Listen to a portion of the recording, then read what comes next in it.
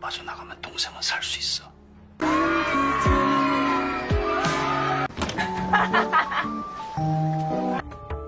강노화를 죽여. Halo guys, hari ini Mimin bakalan lanjutin alur cerita film Moon in the Day episode 8. Pada tahun 1701, Hanrita bereinkarnasi yang ke-11. Kala itu dia menjadi seorang selir raja. Tapi secara tiba-tiba dia diminumin racun karena dia difitnah. Karena itulah dia kemudian meninggal.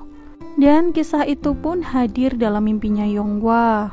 Setelah tahu bahwa Yonghwa dulunya adalah seorang selir, dia benar-benar kegirangan. Dia pun mempertanyakan hal itu sama Doha. Karena kan selama ini arwahnya Doha selalu nempel sama Yonghwa. Tapi Doha bahkan gak mau mengingat-ingat hal itu.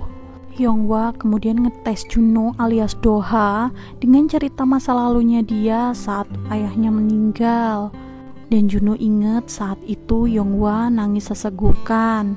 Dengar omongan Juno, Yonghwa langsung berpikir kalau dia merasa bersyukur sekaligus bahagia. Karena ternyata selama ini dia gak sendirian. Juno bagaikan pelindung buat dia.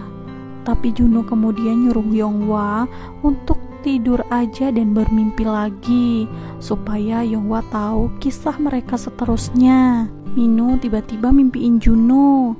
Dalam mimpinya, Juno minta tolong sama Mino. Bangun-bangun pengacaranya Mino datang dan nunjukin kontrak iklan baru Juno.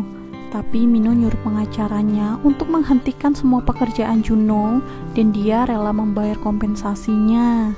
Padahal Yonghwa udah berharap banget dia bakalan mimpiin tentang Rita dan juga Doha. Tapi nyatanya pagi-pagi pas dia bangun, ternyata dia nggak mimpi apapun sama sekali. Dia bahkan tidur nyenyak banget. Yonghwa kemudian datang ke rumah Juno. Setelah mereka berdua ngobrol, Juno pun nanyain apa terusan mimpinya Yonghwa. Yonghwa berusaha ngulur waktu dengan nanya, kenapa sih kok Juno buru-buru banget pengen tahu soal mimpinya Yonghwa? Padahal Juno kan masih punya banyak waktu untuk nyari tahu. Tanpa diketahui Yonghwa, sebenarnya waktu hidup Yonghwa tinggal sedikit lagi. Karena di saat ulang tahun Yonghwa bakalan meninggal. Tapi meskipun tahu, Juno beralasan kalau dia pengen cepet-cepet matahin kutukannya dia, supaya dia bisa terbebas dari Yonghwa. Juno pun nyuruh Yonghwa untuk lanjutin ceritanya dia. Karena bingung, Yonghwa akhirnya nyeritain mimpinya dia yang kemarin. Tapi pas lagi cerita, tiba-tiba Yisul dateng. Yisul marah-marah gara-gara dia dapat foto dari para pembuat berita. Foto itu adalah fotonya Yonghwa dengan Juno. Pembuat berita ngirimin foto dulu sebelum mereka merilis beritanya. Rencananya para pembuat berita bakalan merilis berita bahwa Juno selingkuh dari Yisul. Awalnya Juno nyuruh Yisul untuk mengabaikan aja. Tapi Yisul kemudian ngancem kalau dia nggak nurutin Yisul bakalan nyebarin ke seluruh pembuat berita bahwa Yonghwa itu adalah pelakor yang paling buruk. Kalau sampai itu terjadi, Yonghwa bakalan diserang sama para penggemarnya Juno dan juga Yisul. Karena itu Juno kemudian memutuskan untuk ngikutin keinginannya Yisul. Mereka akhirnya melakukan pemotretan yang diatur supaya mereka jadi berita pasangan antara Yisul dan juga Juno. Karena paparazzi lebih tertarik sama pasangan yang sama-sama selebriti dibandingkan Juno yang berpasangan dengan orang biasa. Selesai pemotretan, Yonghwa merasa seolah-olah kayak dia lagi cemburu sama Juno. Tapi Juno bilang menurut dia orang yang tercantik itu adalah Hanrita. Dan orang yang paling mirip sama Hanrita adalah Yonghwa. Polisi akhirnya menemukan orang yang terekam kamera pengawas itu adalah Pak Seok. Mereka juga meriksa catatan kriminalnya Pak Seok dan Pak Seok ini punya banyak kejahatan. Polisi kemudian dapat kabar bahwa mereka menemukan mayat yang gak lain adalah mayatnya Taeju. Bertepatan dengan penemuan mayat itu, Mino juga dapat kiriman surat dari Taeju. Itu surat wasiatnya Taeju. Dalam surat itu tertulis bahwa Taeju mati itu semua gara-gara Juno dan juga Mino. Secara tiba-tiba Yisol datang. Yisol nyuruh Mino untuk mencat Yonghwa. Alasannya sih karena insiden paparazzi itu. Tapi Mino nolak. Mino malah nyodorin fotonya Yisol dengan Taeju yang saat itu mau berciuman. Mino juga ngasih tahu Yisol soal kematiannya Taeju. Karena itu Mino nyuruh Yisol untuk ngurus dirinya sendiri aja sekarang ini.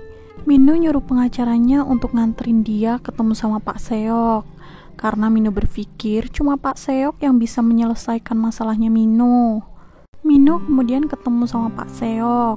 Pak Seok ngasih tahu kalau saat ini Juno kerasukan roh jahat.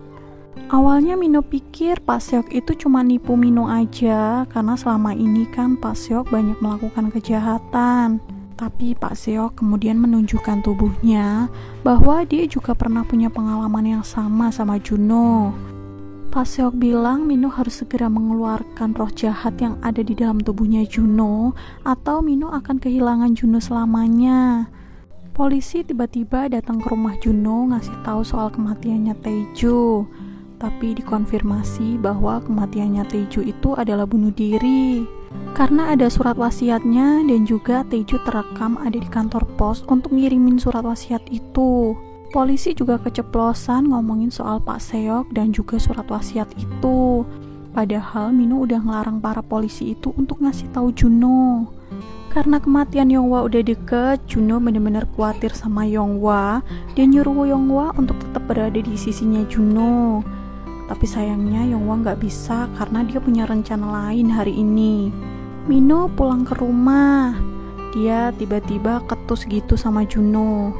Mino juga ngeliat tanda hitam itu di lehernya Juno. Saat itu dia mau buka kerah bajunya Juno, tapi Juno kemudian nangkis tangannya Mino. Juno kemudian nganterin Yonghwa untuk pergi ke kantor damkar. Datang-datang Yonghwa dikasih kejutan ulang tahun sama rekan-rekannya. Ya, walaupun hari ini bukan ulang tahunnya Yonghwa, tapi rekan-rekannya cuma punya hari libur hari ini. Makanya mereka ngerayain ulang tahunnya Yonghwa hari ini. Mereka ngasih kue ulang tahun dan juga hadiah untuk Yonghwa. Pulang-pulang Juno nemuin kakaknya. Dia nanyain kakaknya apa alasan kakaknya diam-diam menyembunyikan fakta bahwa dia udah menemukan Pak Seok. Mino terang-terangan ngomong sama Juno kalau dia menjamin Pak Seok di kantor polisi bahwa Pak Seok bukan pelaku pembunuhan Taeju. Mino bahkan bilang kalau dia curiga sama orang lain. Pagi-pagi Yonghwa berencana untuk pergi ke taman hiburan bareng sama Nayeon karena dapat hadiah tiket dari teman-teman damkarnya. Tapi secara tiba-tiba Juno dan manajernya udah ada di depan pintunya Yonghwa. Mereka bahkan ngikutin Yonghwa pergi ke taman hiburan. Juno bahkan ngotot mau ikut masuk bareng sama Yonghwa karena takut Yonghwa kenapa-napa dan dalam bahaya. Juno pun akhirnya ngikutin Yonghwa masuk ke taman hiburan walaupun dia terpaksa menggunakan topeng. Mereka menaiki beberapa wahana di sana. Selesai naik wahana, Juno ngajakin mereka semua untuk pulang aja. Tapi Yonghwa masih mau terus ngelanjutin naik wahana lain. Juno akhirnya pergi sendirian. Dia nggak pakai topeng. Di saat itulah para penggemarnya ngeliat Juno dan lari untuk ngerubutin Juno. Juno akhirnya kabur bareng sama Yonghwa. Terjadi tragedi kejar-kejaran antara Juno dan juga para penggemarnya Juno. Saking sibuknya menghindari penggemar, mereka sampai-sampai masuk ke wahana rumah hantu. Lagi asik-asiknya ngobrol, mereka tiba-tiba dikagetin sama hantu-hantu di sana. Mereka pun berlarian dan teriak-teriak. Setelah keluar dari rumah hantu itu, mereka berdua langsung ketawa ngakak. Juno kemudian ngomongin apa yang pernah diomongin sama Yonghwa saat itu. Gimana kalau mereka ketemu di situasi dan tempat yang berbeda. Mino lagi di rumah sakit karena dia abis nemuin dokternya Juno. Dokternya Juno bilang meskipun Juno diobati dengan cara apapun, penyakitnya Juno gak akan bisa disembuhkan. Dengar omongan dokter, Mino bener-bener frustasi dan langsung nemuin Pak Seok. Mino nanyain apa benar Pak Seok bisa menyembuhkan penyakitnya Juno. Pak Seok kemudian bilang penyakitnya Juno bisa disembuhkan hanya dengan satu cara. yaitu dengan membunuh Yonghwa. Junho, Yonghwa, dan yang lain akhirnya pulang dari taman hiburan. Dalam perjalanan, Yonghwa dan Junho ketiduran karena mereka udah capek banget kan lari-lari. Yonghwa kemudian bermimpi. Entah kenapa setelah pernikahan wajahnya Rita tampak muram. Do-ha berusaha menghibur Rita. Do-ha bahkan bilang kalau mulai sekarang Rita harus memanggil Do-ha dengan sebutan suamiku karena status mereka. Setidaknya mereka harus berpura-pura sebagai suami istri karena ada banyak mata yang bakal ngawasin mereka. Yonghwa juga bilang sama Do-ha untuk gak terlalu gugup menghadapi ini. Dan alur cerita film Moon in the Day episode 8 pun telah selesai. Next, aku bakalan nyeritain episode selanjutnya, stay tune terus ya.